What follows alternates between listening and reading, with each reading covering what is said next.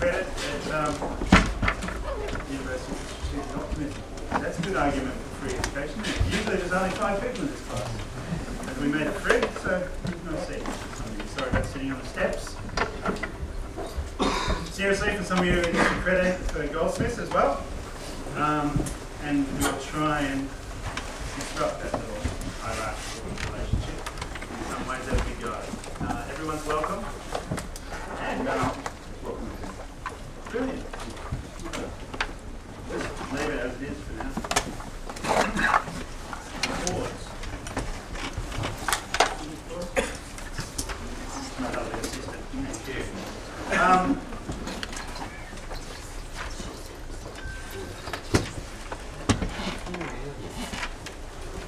Where to start? I want to start with the problem of where to start. It's kind of standard if you've been reading grades. You spit out for a while, you know the ontological status of a preface is really important. So I want to talk about the preface for a little while. Preface of capital. We are reading Das Kapital. You can have it in many different versions. I would require, if you like, everyone to have a version with them when they come to class. Bring out your text. It can be any version of capital except for the abridged edition, which you should burn now. Anyone's got the abridged edition? It's a travesty. Although mine's slightly abridged. This is a consequence of 12 years ago I was teaching this book to a class and they said it's too long, we can't read it, so I ripped it in half. And they complained for the first 5 weeks and bragged for the second 5 weeks. That's good that it goes like that. Let's see if we can do the same. I want to convince you of a number of things in these 10 weeks. One, that it's not hard to read capital. You should all read it. It's a good read. It's a difficult read. It's a difficult read because it's already been read. And so where to start, the ontological status of a preface, and where you start is tough. Do you see how I've got it on a pedestal here? This is a bit ad hoc, but I'm going to get a pedestal made.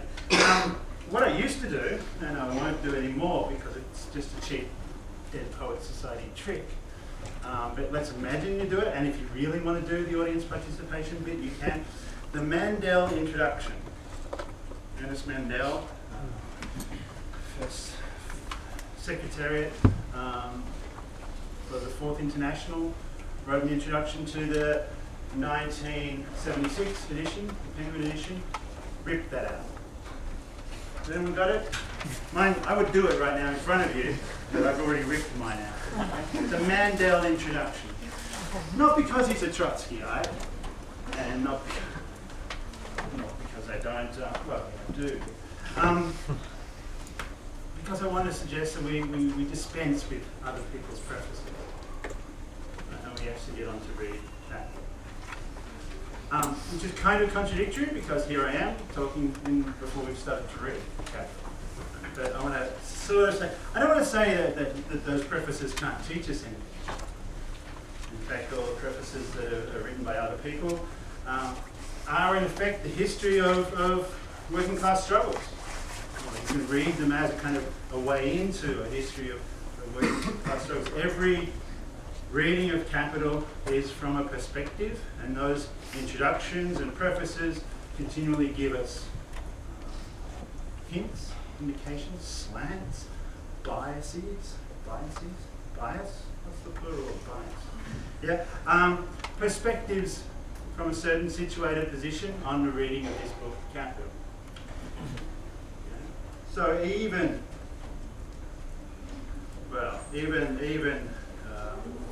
what are some recent perspectives? Even those texts that say they will be, the latest one I've looked at is the Continuum publisher. They brought out a kind of primer on Marx called A Guide to the Perplexed, which is actually okay, except that its premise assumes that you're somehow perplexed. Right? It starts from a fairly negative position, don't you think? I mean, we're perplexed, and so we'll have to have a guide before we read Marx. Whereas Marx might be a good place to start if you're perplexed, to actually find out that So we can start reading this book. So capital, it has an immense, even monstrous accumulation of commentary that has accrued and attached to itself. And it shapes, that commentary shapes the way in which we read. There's also the problem that there's no one book of capital. That the version of capital we read, depends on where you read. Okay? You read in English, you read the Penguin edition, not the abridged, or even if you read the International Publishers edition, which is a slightly better translation in some ways, although it doesn't have the juicy footnotes, or it doesn't have all the juicy footnotes. We're reading the translation of the fourth German edition. Yeah, the translation of the fourth German edition. I've got that one as well because I had to get a new one. So we have all these prefaces to this, which and afterwards, prefaces, postfaces afterwards, and footnote commentary about how the book Capital, if there is one book called Capital, of course we know there are 6 volumes, right? You all know that there are 6 volumes. This is just the first in a series of classes that will keep you going forever, nearly. The first English translation, or the English translation we read, is the fourth German edition, and it's vastly different to that one that we footnote and cite when you cite Marx 1867 brackets 1976, or however you indicate that you're reading a translation. And it's vastly different, especially in the first chapter. In fact, the first chapter, chapter 1, covers the first 3, and say 4 chapters of the first edition. This is much debated. I'm not saying anything original and new. And it's debated in contemporary chit-chat. Rancière, for example, has recently been talking about this, and in the context of Althusser's important intervention with Belzar and that crowd, saying that we had to read every line. Well, if you're going to read every line, every line do you read? The German, the French, the various English, and the various German versions. So, how to get into this beginning? Marx tells us the beginning is always difficult. In one of the prefaces, let's get onto it, let's open the book. One of the prefaces, let's say in complicated as well, because in the international, it'll be difficult all the way. The International Publishers version, the first preface is the preface to the English edition. In the Penguin, it's the preface to the first edition. And the third paragraph is, beginnings are always difficult in all sciences. No, we can debate the sciences word, but I want to start at the start of the sentence, beginnings. I mean, already before the beginning, we've already begun. As Marx says in the work, the first sentence of the preface to the first edition, but I'm on page, God, it looks like page 2, because I ripped a lot out, page 11. This work, whose first volume I now submit to the public, forms a continuation of my book, The Kritik der politischen, sorry about my German pronunciation, it's awful, but nonetheless, published in 1859. So in 1867, Marx is publishing a continuation of a book that exists before the book. Fantastic. So why are we starting with effectively the second book? Capital Volume 1 is the second book. Except that he then tells us, with a little aside about his illness over many years, a long pause between the first part and the continuation due to an illness of many years' duration. If you've been reading any of the biographies of Marx, you'll know it's about when he had to stand up at his desk, boils in his bum and things like that. Tough, and other financial difficulties, and doing all sorts of other work and supporting comrades. But the substance of that earlier work, paragraph 2 now, is summarised in the first chapter of this volume. English, we have a helpful footnote that tells us that first chapter to the first edition. In subsequent editions, this was expanded to 3 chapters, as in this edition. Right, so what happened? Marx gives a summary of an earlier work, although that summary is not even a full summary. Some parts of the earlier work are, what's the word for this, decanted into what will become, well actually what doesn't become, volume 4, well volume 3, volume 4, 5 and 6, unfinished, incomplete. Things left as notes after his death, and assembled by Engels, who, well here's another issue that we could debate, how much to what degree is Engels the author, the co-author of Capital as well. Having read it alongside Marx in draft, having been sent nearly everything, and having seen most of the proofs, and then being the custodian of the almost indecipherable handwriting of Marx, and assembling and editing, and even inserting whole sections into the subsequent editions, including edition volume 1. Volume 1, Capital, volume 1, not the Capital before the Capital, not the critique of political economy that happened before the beginning. Right? I'm not trying to make you perplexed, just suggesting that the book Capital isn't so easily a book, and we can read perhaps some ways into this book by thinking about how it continually changes. So what I wanted to do is show you a little bit of video with something completely different.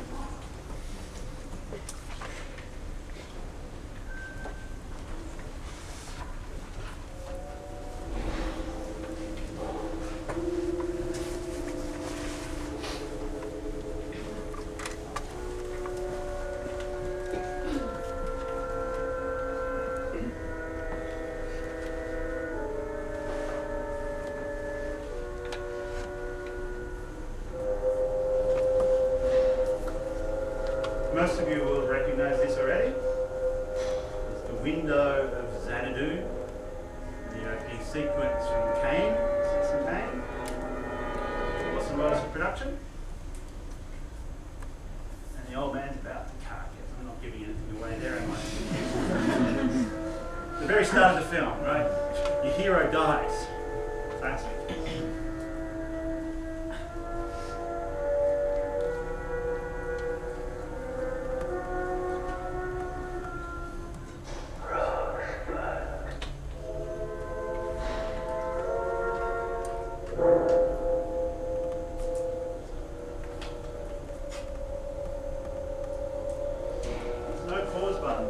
Pause on that, right? Just consider that paused on the snow dome. There's no pause button on this thing. I wanted to pause twice actually. I wanted to pause on those monstrous, gigantic lips of Citizen Cain. And I want to use Citizen Cain as a way to kind of just disrupt any easy beginning to reading Capital and reading Marx.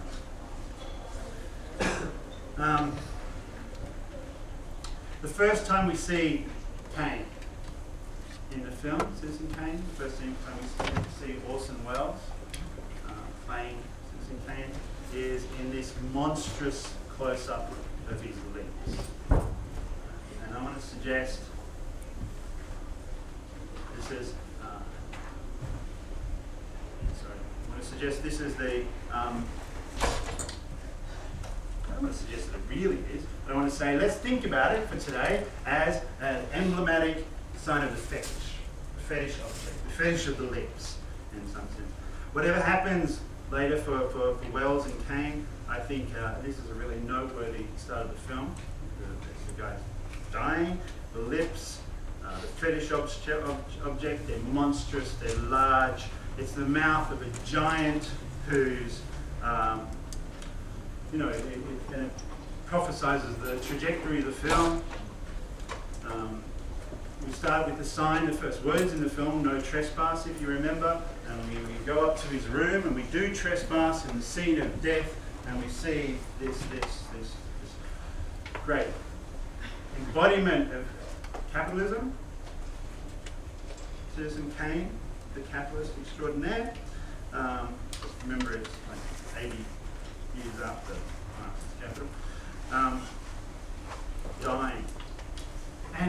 film, this is a very, for me, I think this is a kind of, it's a fetish in the seductive sense.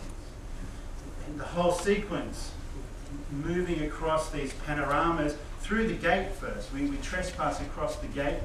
You see the gate says no trespass, and the camera goes right through it. And we go up, with the window actually never moving on the screen, the place of the screen, but different panoramas, if you like, of what turns out, what we find out in the newsreel that follows, the museum come great exposition of Cain's mansion in Xanadu with all of his collection of objects and his great wealth in a kind of decay. By the time he dies, he's in a kind of decay. And he mouths these words, Rosebud, and I won't give away the plot of the film, because of course that's still a secret to everyone, isn't it? Everyone knows what Rosebud is in the end. I want to suggest that this is a fetish object, but that for Wells, the filmmaker, making this film, it's a kind of gimmick, kind of trick. He sets it up as a kind of narrative plot device that orchestrates the presentation of the film.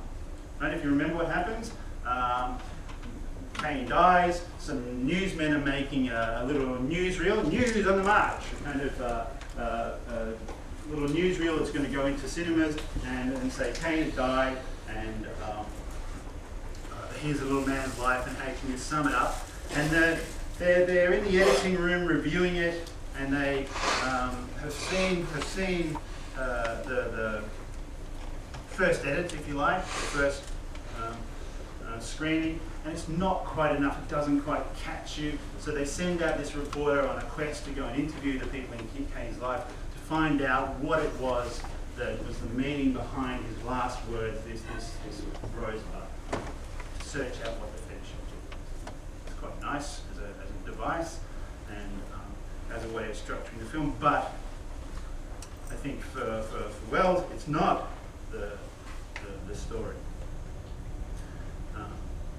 Well, it is and it's not. And of course, it's like the fetish in different senses of the fetish. It's the identification of the part for the whole, right? The lips for the whole man, the object for the whole life, and Cain, I suppose, for a commentary on what happens to a certain kind of capitalist who's what? He's inherited money. He's decides to become a campaigning journalist, somewhat yellow journalism, but also a sensational journalist, a voice of the working man, and so on. A bit of a philanthropist, and then a collector of I suppose, the detritus of Western civilization. Sorry, the objects and wealth of Western civilization, all these statues and so on. Mostly statues of women without heads. That's another separate analysis to be made. And knickknacks and trinkets from all over the world, collected for the sake of collecting, really. Many of them, as we find out when they're going through the inventory of Cain's possessions after he's died, are still in boxes.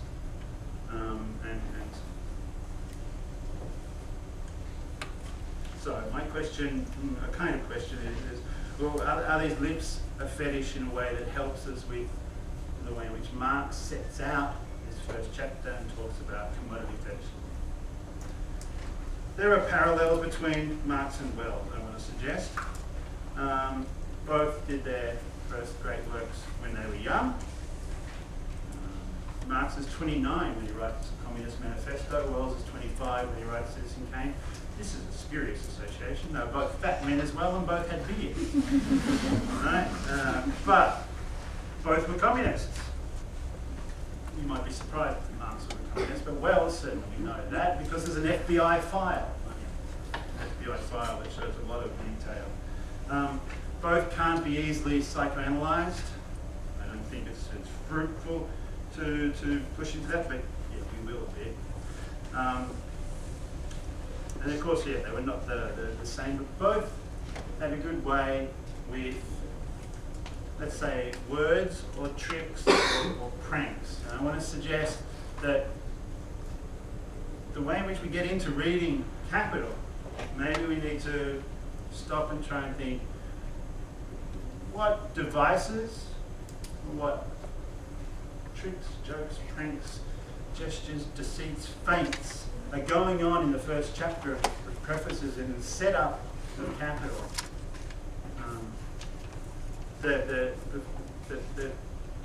What we should attend to as we I want to suggest there are many. Of course, yeah, Kane is not Marx, and Kane certainly is not like the capitalist, but Marx already in the prefaces warns us against this. He says, where's that bit? All right, we're in the preface still. He's talked about beginnings being difficult. He's railed against these inherent evils of capital. Page 91, I think that's 14 in the German. Later on, I've got the cross-references to the international press one, so we'll do that a bit more easily. All sorts of characters, asides, allegorical gestures, feints and deceits. I mean, we've got stuff here about, look at this, page 91, Medusa and monsters and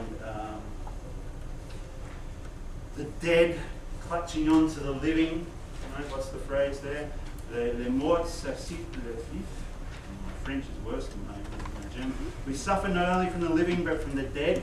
Do you know what? That's actually another self-quotation in Marx's text from 1852, a fantastic piece of journalism that he writes about the revolutionary struggles in France between 1848 and 1852. He publishes in 1852 a book called The 18th Brumaire of Louis Bonaparte. The 18th Brumaire of Louis Bonaparte. The nephew of Napoleon, who we'll talk about this later, but in the first pages of that, he cites something similar. The dead hang on and hold on to the living. The dead are carried, carried like on the shoulders of the living. They're a weight pulling them down. So he's citing himself again in the preface. Citing himself. The beginning has begun before the beginning. Other characters, monsters at the end of the chapter, and Perseus with a magic cap. Magic cap, except the magic cap is somehow pulled down over his eyes so he can't see, rather than to make him invisible. Oh no, it's not his eyes, it's our eyes. You want to read this at the bottom of 91? We draw the magic cap down over our eyes and ears so as to deny that there are any monsters. So there are these creatures and characters and black Cossacks and all sorts. But Marx wants to remind us that when he's angry at capital, he doesn't mean the individual capitalist. It's not. Well, the individual capitalist, when he denounces the individual capitalist, he has in mind not only, he doesn't want to make it one particular individual, but the personification of a social category. So Kane isn't going to work really as a direct template to put onto a reading of capital, but I think it's quite useful to have it on. All right, but Marx, what was he doing? When he was 29, he writes the Communist Manifesto. You all probably can recite bits of it all together now. The history of all hitherto existing struggles has been, you know the start, you'll know stuff about bourgeois and proletarian, you'll know about the capitalism. It forces all to adopt the bourgeois mode of production. It topples all Chinese walls. That was prescient, wasn't it? Chases, the bourgeoisie chases all over the world, expands everywhere, and forces all to adopt the mode of production. And you know the end, I'm sure. The capitalists should quake, workers have nothing to lose but their chains, workers of the world unite. No more influential text, I think. Of course, that was not Marx, was it? It was Marx and Engels writing together, that two-headed monster. Although, mostly Marx. The story goes, as far as I can work out true enough, they draft the principles of the book on the train going down to Manchester, to London, to a meeting of the International Working Men's Association, underline the men's bit there, in 1847, October 1847, don't quote me on that. And then at this meeting, there's some struggle over the different sections that are coming together into this association. Previously, the London section was called the League of the Just. Marx got them to change their name to the Communist League. And Marx is living in Brussels at the time, and he promises to deliver for them a document, a manifesto, and the workers of the League of the Just kind of wait for it and wait for it and wait for it. And half of January passes and he still hasn't turned up. And so they say that if he doesn't deliver by February the 1st, he's going to get roughed up. Measures will be taken, they say. I think this is quite cute. He then stays up all night, for 3 nights or 4 nights or something. Very kind of Keith Richards, I guess. And writes the manifesto, pretty much without Engels' participation, although, of course, sent it to Engels comments, and so on. So in February, early February 1848, the manifesto is produced. And it suggests, right, its opening line, ein Gespenst geht in Europa. Any German speaker want to do that better than me? I'll try. At least what it means. Spectre is hanging over Europe. A spectre is haunting Europe. Okay. 1848, a spectre is haunting Europe, the spectre of communism. Probably not really at that time. I mean, they just renamed the League of the Just, the Communist League. There were maybe a couple of hundred communists, but no, I don't quite. Haunting's the word, but it was a bold claim. But within months, there was revolutionary activity in France and Germany.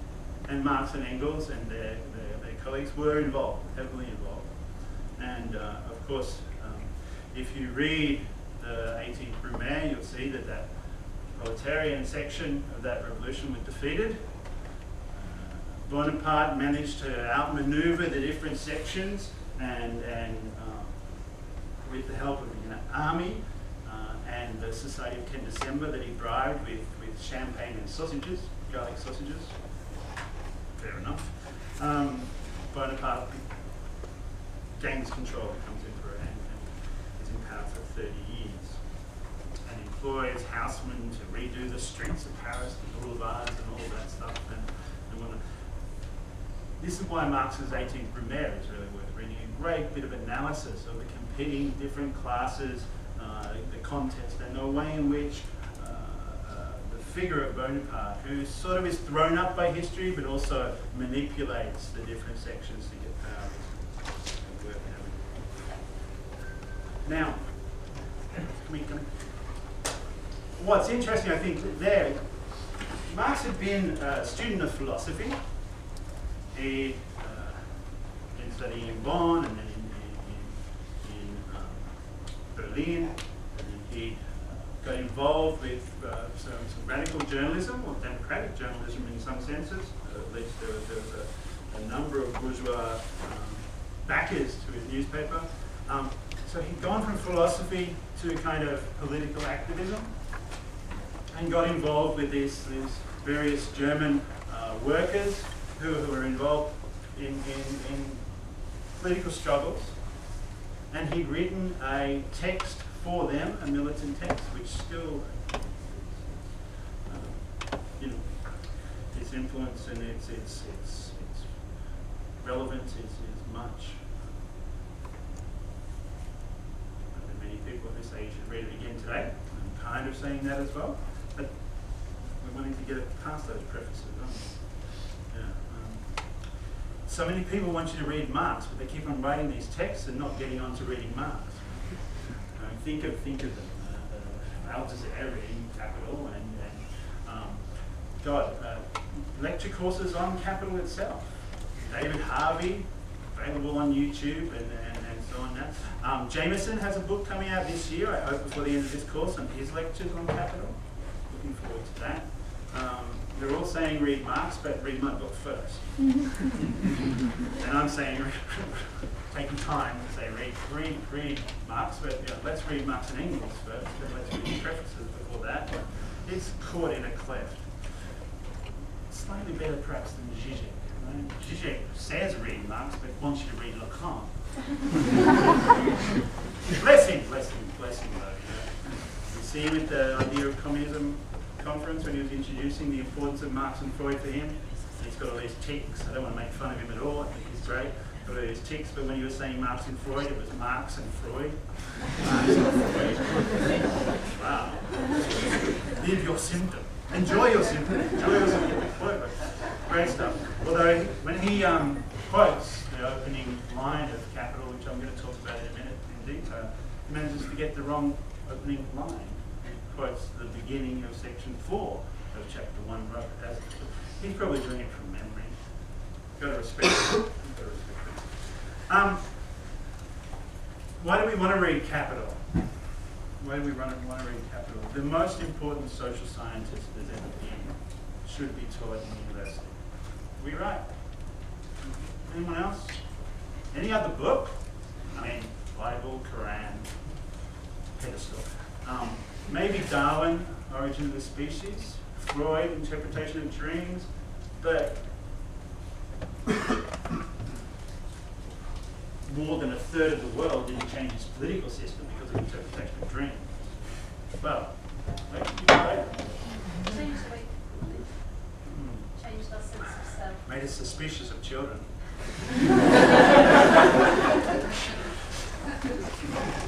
All right, disagree or not, think it's up there or not, it's certainly one of the texts we should get into and an important thing for social science. But there are also ways and ways of reading. Many possible reading, and many people are telling us that it's time to read Capital again. Now, more than ever. Because, the crisis.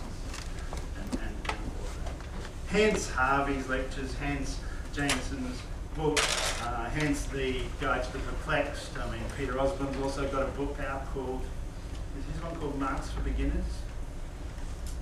Which is good, because that's really conflicted there. Let's read a psychoanalysis into that. And how to begin. Let's get beginning. I want to begin with all the prefaces, which I've done, we've done it. I mean, read the prefaces, they're important, rip out the Mendel, we've done that. Where do we go next? Well, actually, we should have started at the very beginning, shouldn't we? Contents page. No, let's get past the prefaces. I think I've lost my page that I wanted now. The dedication. Maybe I'll find it in German. Okay. I'm going to play this game a lot too. Das Kapital, erste Band, dedication, just before the picture. Love the picture. The drawing. There aren't many photographs of it. But, okay, the dedication. Give it to my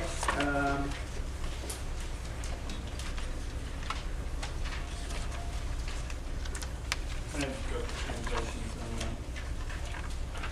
on his benefactor, okay, and the defender of the proletariat, the advocate, Wilhelm Wolff. Okay. Wilhelm Wolff was a benefactor of Marx in the sense that we all know that Engels supported Marx. Engels went up to Manchester and got a job in Dad's factory, well, one of Dad's factories, in the cotton mill, working as an administrator and sent lots of money over the years and supported money. Wilhelm Wolff was another person who did that, although he was an editor of the Rheinische Zeitung, new Rheinische Zeitung, a newspaper that lasted just a couple of months after Marx became the editor. It was then banned by the Prussian state, and just imagine how that would have happened, and was the co-founder of the Communist League with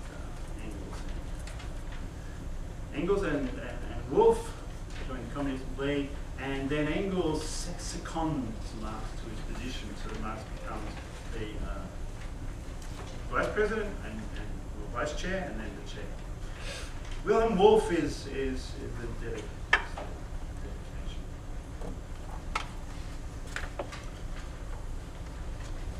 I'm really keen on working out who all these characters are, that we can explore through.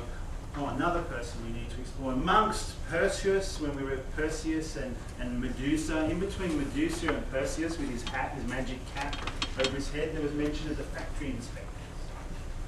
Right? Who were the factory inspectors? It's going to become important as well. I want to just reference and remember the name Leonard Horner.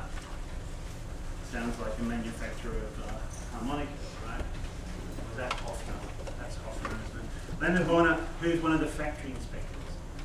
That's now he was also known to Wolff. But Wolff had died by the time Capital Volume 1 was published. He died 3 years earlier in exile in Manchester. And so, well, I want to look at who these characters are. I'll think about these characters, Leonard Horner and Wolff and Engels and so on, as people that populate the text of Capital. In the same way that we might think of Cain and the different personas in there. Jeremiah, Cain's friend, and offsider. I'm not saying Marx and Engels, Cain and Jeremiah, but you know. Well, I want to explore their biography as we go, all the different figures in the text. But I also want to think about what their reaction might be. Well, I want to think about Wilhelm Wolff as a kind of, is this cheap psychoanalysis? As the lost implied reader of Marx's text. Because I want to think about who he's writing the text for. Right? Why he's trying so hard to begin and get this text out. Marx is classically like Orson Welles, in fact. The great unfinished movie was basically invented by Orson Welles. So many stories about how the studio edited the film, certain films were storyboarded and $1,000,000 spent, $1,000 spent on them, and they never got into production. He was struggling always to make this Don Quixote film, which is, Marx is going to refer to Don Quixote, or everyone refers to Don Quixote. Right? Great metaphor for thinking about battling with windmills, giants, monsters, giants.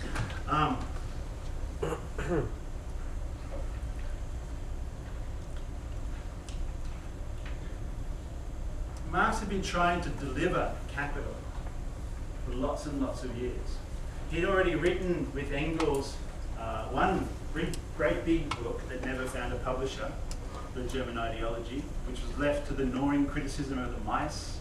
Nice phrase, but put in a drawer and forgotten until 1939 or something. That was unearthed for the archives. Wolff was one of the possible. Let's imagine him as the implied reader, because we want to think, who's Marx writing this for? So Wolff is a figure from, and I learned this from Guy Spivak in a great essay, Scattered Speculations on Value, which is in the course guide, which I'll hand out later. Scattered Speculations on Value, which talks about the implied reader being the activist of the German Workers' Party. And I guess this is a character like Wolff. And this impinges upon the prefaces. Why I'm fussing so much about the preface. Because the reason Marx changes the text, even after its first publication in 1867, is to make the most difficult part, what he says, the most difficult part and the most simple. Strange dialectic, let's explore dialectics as well. To make it more clear for the reader. And he does it all through his life, really. He's trying to find a mode of expression that he can use to talk to this implied reader of the Workers' Party,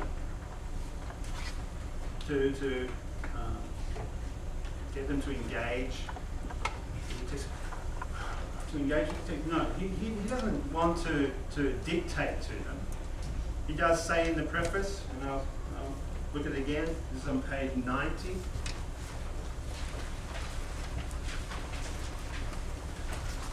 That he assumes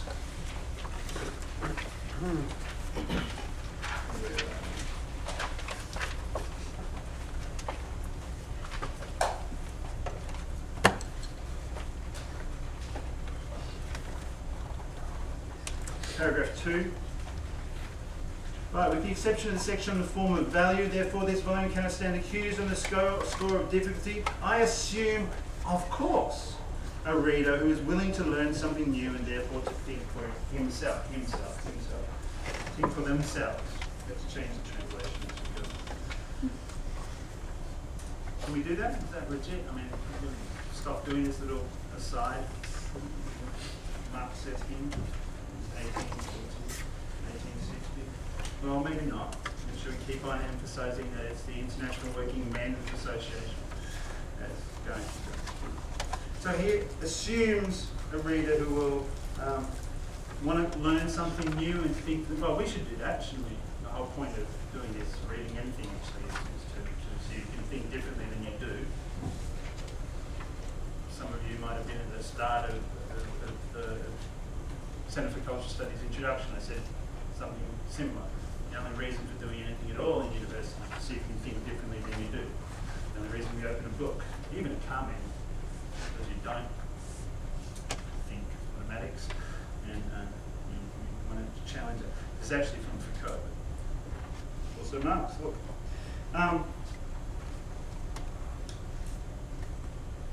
So he's rewriting these openings to the text and the chapters of the text even as we go. The presentation is improved, he says, in the second postface. The presentation is improved from the critique, and he adds all these pages, and I can tell you which pages he adds, even though we're not going to get to them today, obviously. God, we haven't even started with the chapter 1. All right, do you want to leap forward and just mark these things in your page? Page 164 in the Penguin.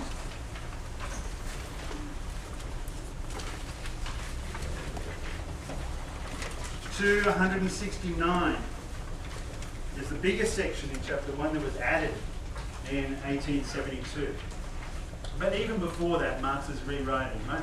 The preface, the preface quotes the critique of political economy.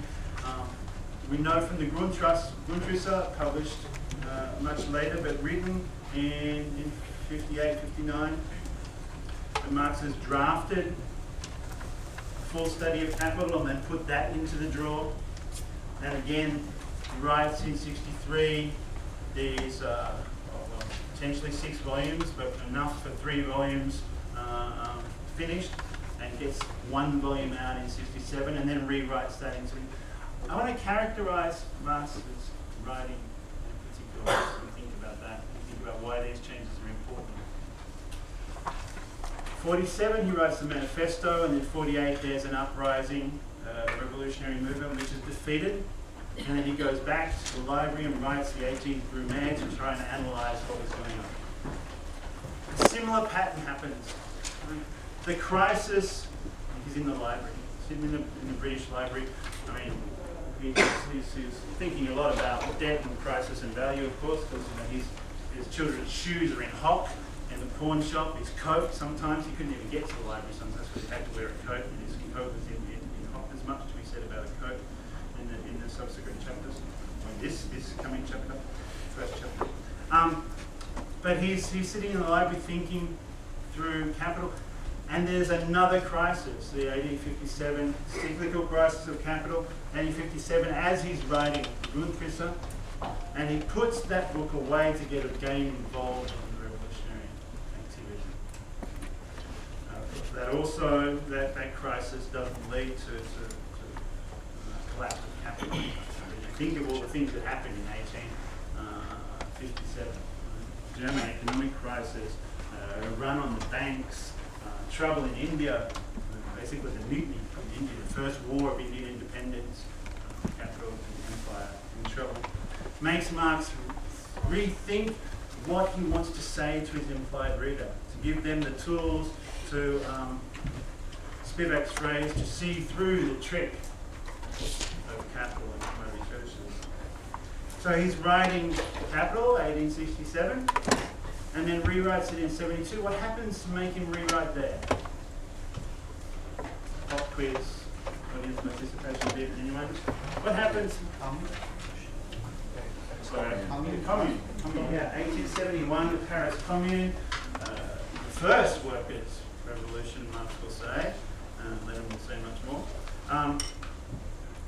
Marx rewrites and adds this huge section on commodity fetishism in 1872 in the serialized version of Capital, translated into French. So 1867 comes out. 1872, a year after the Commune, Marx was very, I want to say that like that. Marx was very excited about the Commune. Who wouldn't be? Come on, barricades. Try it here. 1872, Marx rewrites in a serialized version. Right? So it's not quite, I mean, he says here that it's in the preface, he says, all right, it was uneven because the contingencies of writing every week or 2 weeks or whatever that was coming out in the French version meant that sometimes he rewrote in careful detail, and sometimes it was a bit of a rush job. And so then we hear from Engels that in the next German edition, so this will be the second German edition of 1873,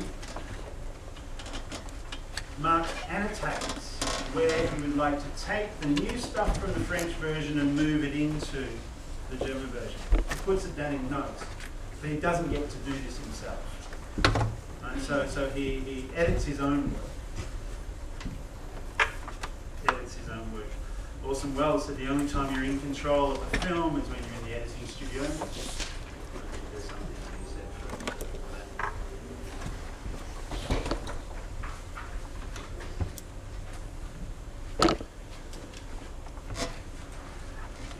So we're going to read Capital in the 1873 version, although, damn, some of the stuff, about 60 pages worth, of the French edition is still not translated into English and is not in the English version or the German version of the 4th edition.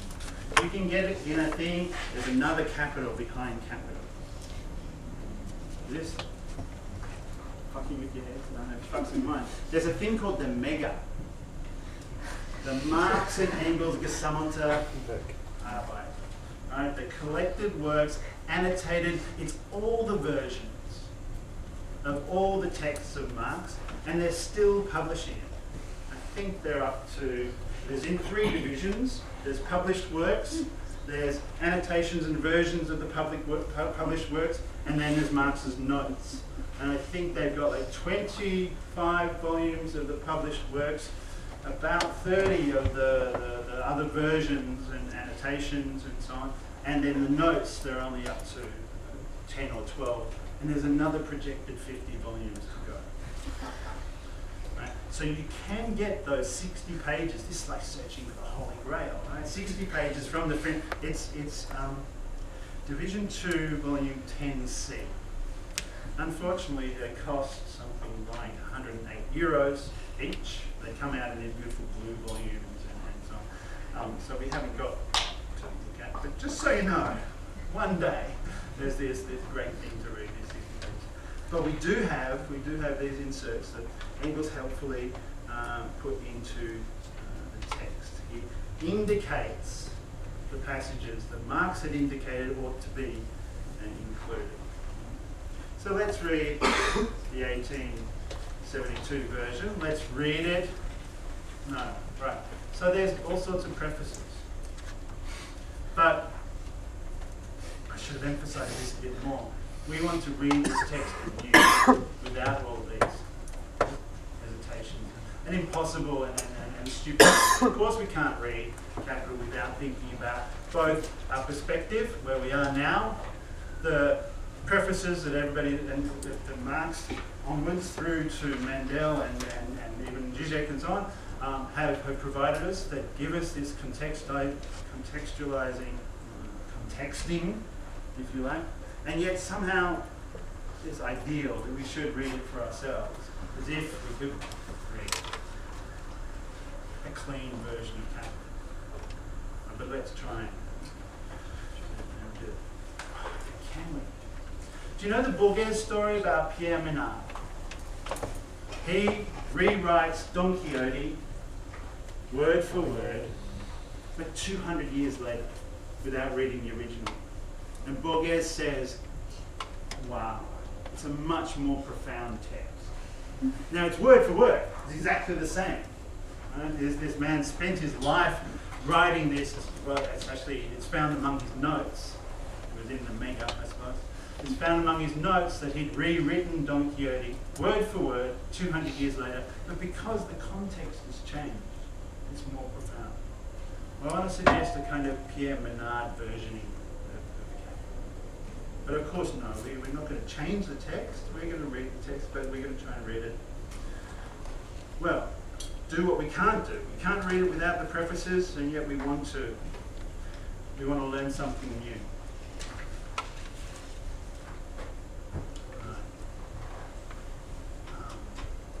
The first sentence. Feel a bit touchy about this one.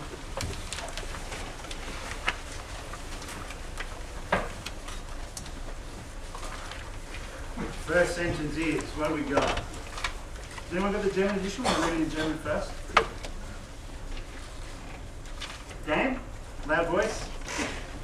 Please do. I love this bit. First sentence The from first sentence of the chapter, the commodity.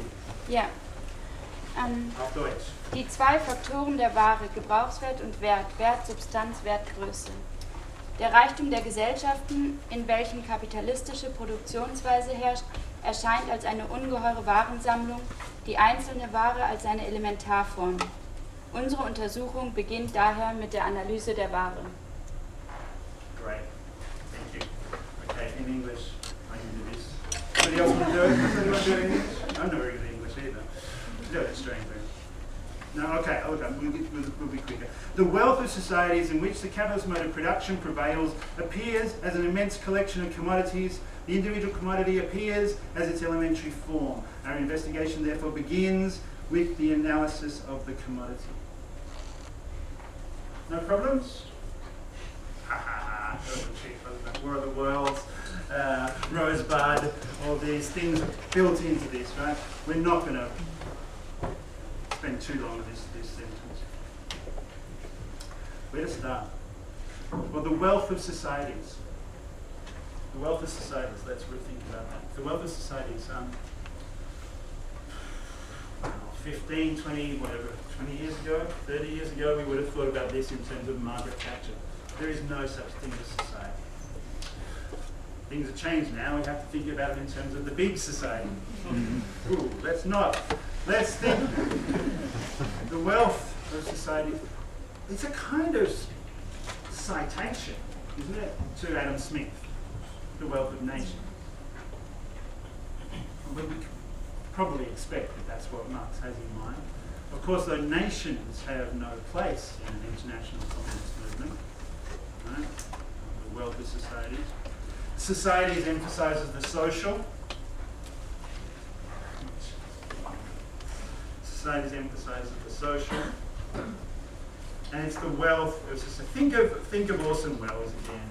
The wealth of society. Here's the the personification of a social category. He's the collector. He's collected all these commodities. Well, hang on, before we even do the first sentence, I have to say there's a problem with the English translation and even the heading of this section. Right? Auf Deutsch is die Ware, right? The commodity. No. Commodities, plural in German. Am I right? Am I right? Die Ware, Yeah. plural. But not necessarily. Not necessarily, but I think Marx means commodities in general, not the commodity. We're not going to be talking about the thing, like as if we were Danny Miller or something. I'm sorry, did I say that out loud? Good. But all right, let's think about translation problems here. The wealth of societies in which the capitalist mode of production prevails appears. Well, hang on. You're reading the International Press version. What have you got? It presents itself. Okay, so I'm going to read from this version now. What page are we on? 35 in the other English version. The wealth of societies in which the capitalist mode of production prevails presents itself as an immense collection of commodities. What's the difference between presents itself and appears? It doesn't really make that much difference. The word that it's a translation of is erscheint. Erscheint aus. Let me suggest that we need to think about that a little bit. But before we get there, this word prevails. In German it's herrscht. To rule. Right, but prevails is a little bit, I'm going to say prevails is a little bit soft for Marx's intent.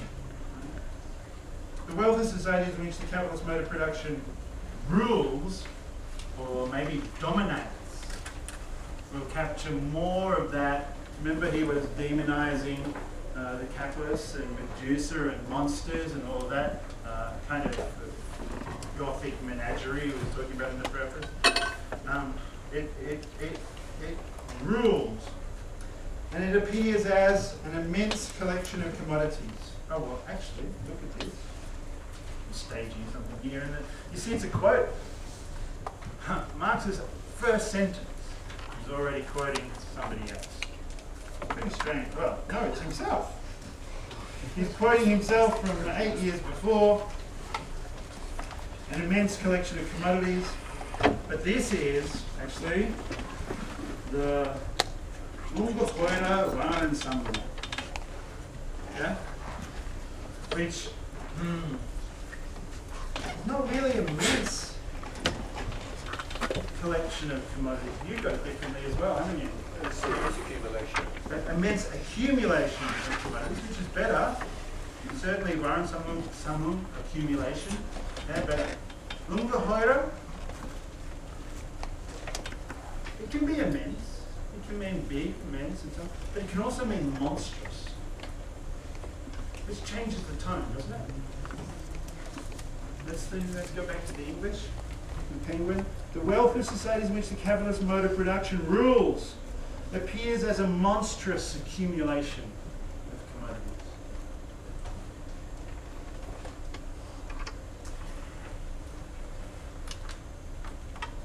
The individual commodity appears as its elementary form. Right, Marx has said that the first chapter is going to do this simple thing and it's going to summarize that first pre-book before the book. Okay? And its elementary form is the appearance of these commodities. So the wealth of society appears of societies in which capitalist mode of production rules. There's this monstrous accumulation. It doesn't really mean collect like Orson Welles collects. He doesn't mean collect like my mum collected dolls and spoons. Or my sister collects little figurines of owls. Or kids now collect, I don't even know what the characters are, but some kind of Disney type character. No, he means like collection as in accumulation, as in like a monstrous pile of stuff. Or I think maybe he has in mind like the Great Exposition, 1851, the Crystal Palace, where all the commodities are on display and so on, and you can't touch them. Our wealth in society. But further than that, and I think the clincher for suggesting that we've got to be a bit careful with the translations, and this was just the first sentence, is this word appears. It's not like an equation. The wealth of society is an accumulation of commodities. It appears as. Erscheint. Erscheint is an interesting word in German. It's